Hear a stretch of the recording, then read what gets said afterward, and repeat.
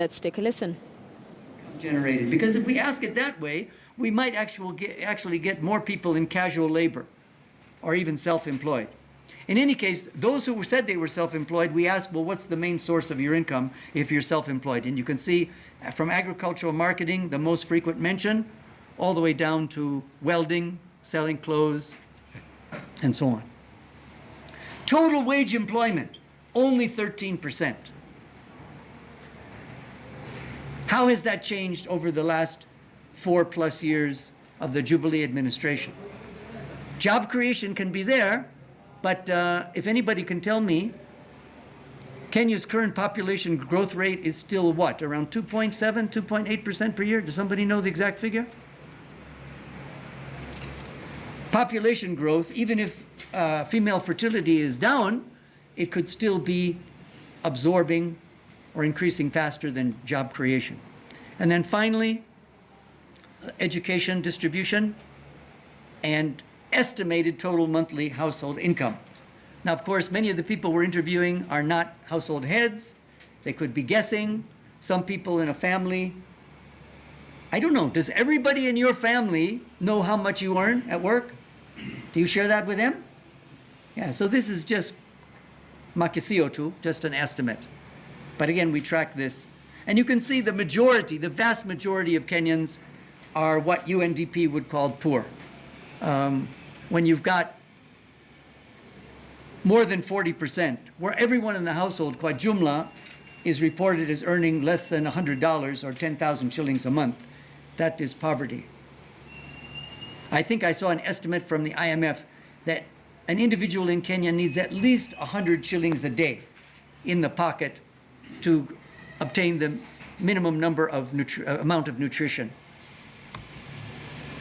Okay, now I'm not going to go through all of these, but one of the difficulties, of course, of doing these surveys and then giving the results to you, and even if we told you we finished the interviews on 23rd of May, things are happening, especially about politics and the economy, every day.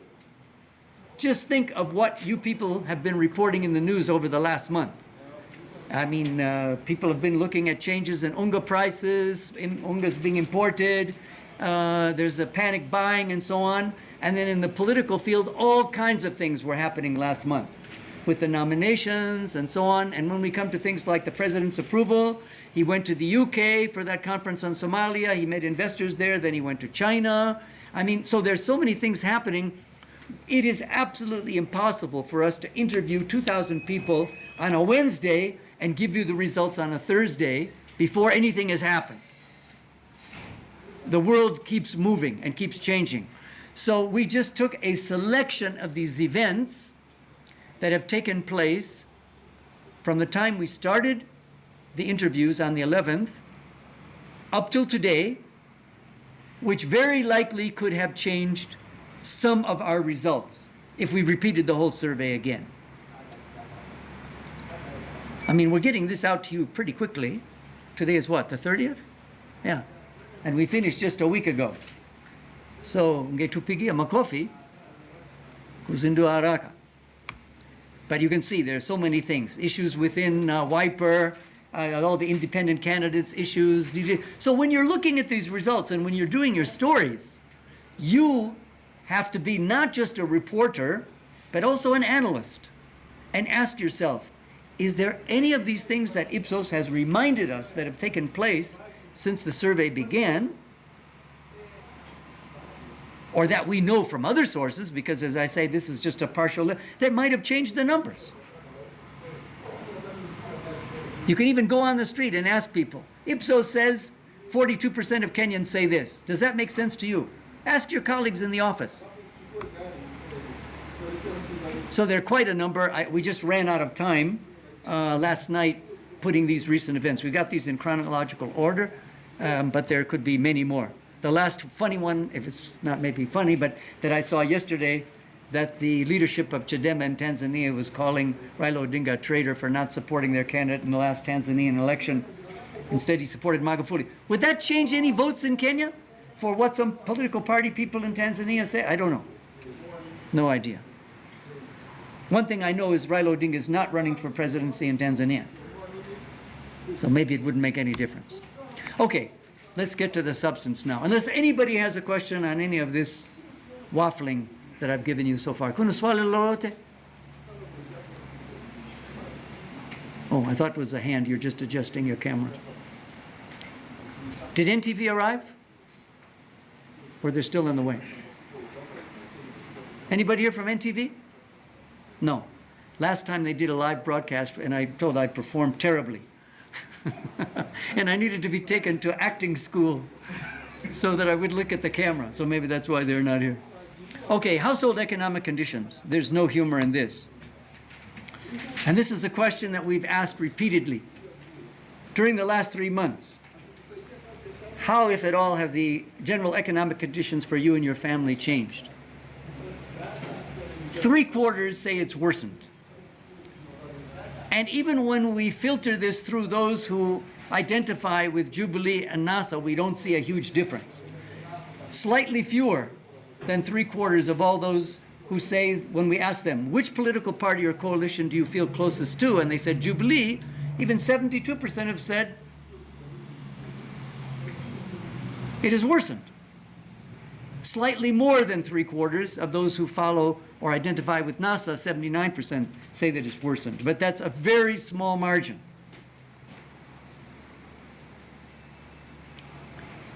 If you only looked at that slide, only that one, and if you assumed, incorrectly of course, that votes in elections depend on economic conditions, you would say Jubilee has no chance of winning the election.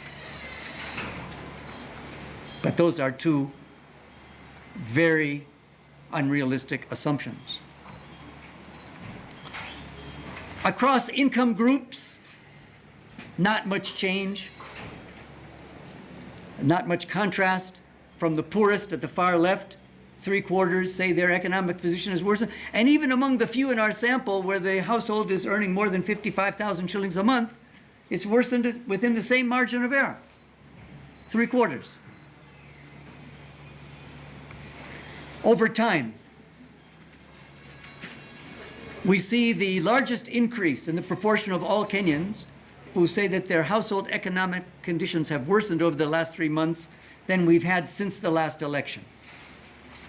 And you can see in the immediate aftermath of the last election, just a couple of months from March to June 2013, only half of Kenyans said their household economic conditions had worsened. And now, as I told you before, it's 3/4. Such a big jump even from our previous results in January.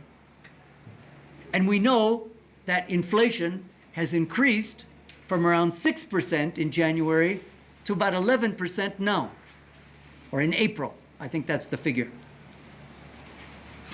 The usual questions we ask about the most serious problem facing Kenya as a country and facing people in your locality will be in our next release.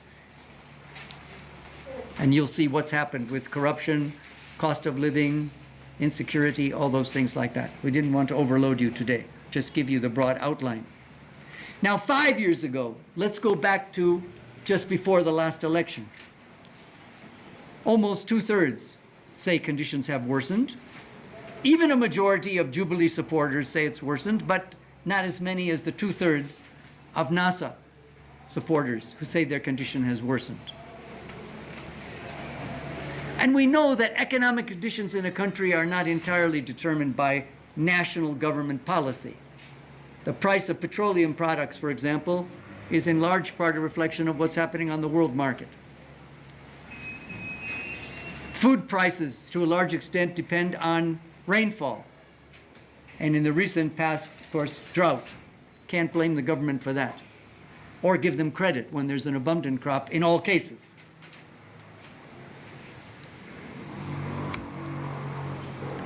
Again, by income groupings, over the last 5 years, no statistical difference. Everyone has suffered equally, from the poorest category we capture in our data to the wealthiest categories. Now you might say, well, wait a minute. There are quite a few people in Kenya who make 500,000 shillings or more per month. whether from work or investments. Where are they? And the simple answer is, in a national random sample of 2,000, you're going to capture, your chances of capturing any of those people statistically is very small. Just as it is very, very, very unlikely to capture a Kenyan Mzungu in such a survey. If they amount to, what, 0.02 of the population now or whatever it is. Very, very few. They're there. They can be influential, but they're not going to be captured in such a survey, except maybe in every 20 surveys you might get one or two. And the trend analysis for 5 years ago, again, the percentage who say that it's worsened is the highest we've ever captured. We only started asking this question in August of 2015, so we can't go back the full 5 years. But again, when you hear the opposition attacking the government over the economy, they didn't need our figures in order to make these arguments. People know. And there are many other sources of information. The economic survey from the government itself, from Treasury, IMF, World Bank, and so on. These figures should come as a surprise to no one. Whether a bad economic situation by itself is enough to win or lose an election, we'll just leave that question hanging for the time being. No questions so far. Okay. Eric, you have a question? Now, kwa jumla, our usual question, do you think Kenya is going in the right or wrong direction as of now? Now, what do people have in mind when they think about the direction? It's not only the economy, could be many other things. We'll come to that in a moment. But just looking on the far left, between 2/3 and 3/4 in this survey, conducted this month, say the country is going in the wrong direction, 71%. But here we see a bigger contrast between supporters of Jubilee and NASA. Even if a very small majority of Jubilee supporters, 52%, say wrong direction, the gap between the 91% of NASA supporters is much bigger when we were just isolating the economic conditions of the household. True, a few, 4% of NASA supporters think the country's going in the right direction.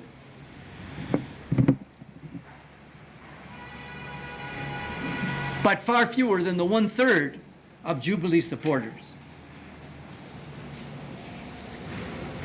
But for a government that's been in place at the national level for more than 4 years, to have only 1/3 of your supporters saying it's going in the right direction might be a cause for concern. Even keeping in mind that many of the things that affect a country's direction is not under the control of the national government, especially in a constitutional system where so much authority has been devolved to counties. And many aspects of life that affect the country's direction are outside of any government control. Whether Al-Shabaab attacks, again, world prices, relations sometimes with neighbors, the weather, and so on. Across the regions, you can see that in areas that are more closely associated with the government, with Jubilee, the negatives in red are lower. But even in Central, it's a plurality that feel the country's going in the wrong direction. And I know I say this every time. The difference between a plurality and a majority is what? Can someone tell me?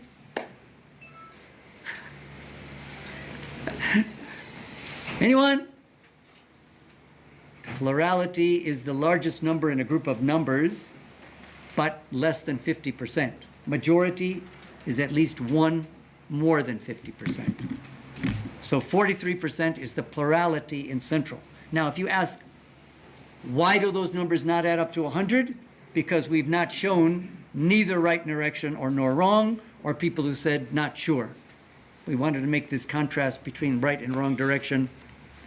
So we took out the neither right nor wrong that's in yellow here, and the purple where people were not sure.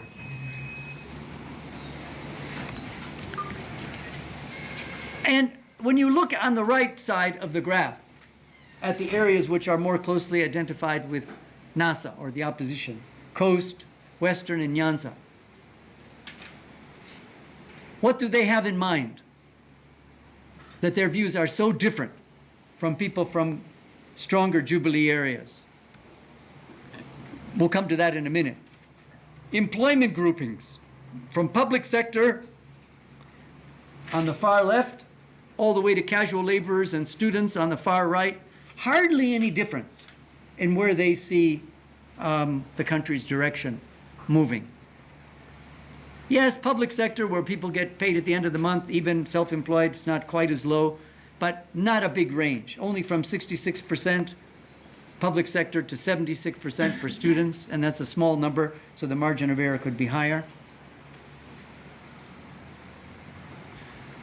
So let's come to the reasons, because we asked people who said right direction or wrong direction, what's the main reason you think so, or that you say so? And if we look at the right direction first in the green column, infrastructure by far was the most frequent mention, nearly 1/3, followed by leadership, then the education sector, and below that, cost of living. Now, who those 8% are who think the cost of living is a reason why the country is moving in the right direction, I'm not sure. But let's contrast that with the reasons that we got from those who think the country is going in the wrong direction. And what stands out is 68% who mentioned the cost of living. And you can see on the far right-hand side, that's a 60% gap. So whereas those who think the country is going in the right direction are looking at government activity or events that do not affect, at least for now, their individual welfare,